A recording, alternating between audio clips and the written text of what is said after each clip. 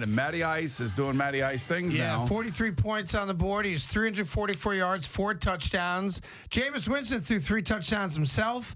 Obviously, some issues with health now as they go to 3-5. But the Atlanta Falcons, a resurgence for them. You know, they had a couple years in a row where they were rock stars. It seemed like they were going to become a dominant team in the NFC. Remember last year they started 5-0 and then all of a sudden collapsed in the second half. Went the other way, and I now think they're very sensitive to all this. They should have beaten the Colts. Well, they shouldn't have lost. No, not the Colts. They shouldn't have lost to the Chargers the way they lost. They may have lost the game at the end of it, but the way that Dan Quinn managed that game a couple weeks ago was not good. But last night you could just see, Matt Ryan is so totally locked into his offense, much like Tom Brady is into his offense. There was a drive. They scored the touchdown when he threw the touchdown pass to the fullback, where Julio Jones had 5 catches on the drive. And you know they're throwing to him. And here's why I bring that up.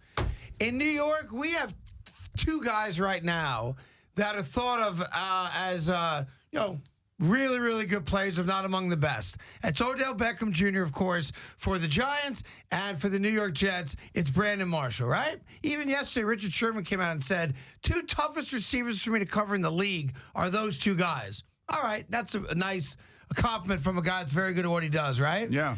I watched some of the game last night, and I watched Julio Jones open on almost every play, and they throw him the ball every 3 times. Matt Ryan comes back, right? The thing is, you Jet fans get all nuts. Why don't we do that? Well, you Jet fans get all nuts when he tries to force the ball to Brandon Marshall. When you see one-on-one back shoulder throws and all that stuff, you guys get all nuts. Why does he spread it around and all this other crap?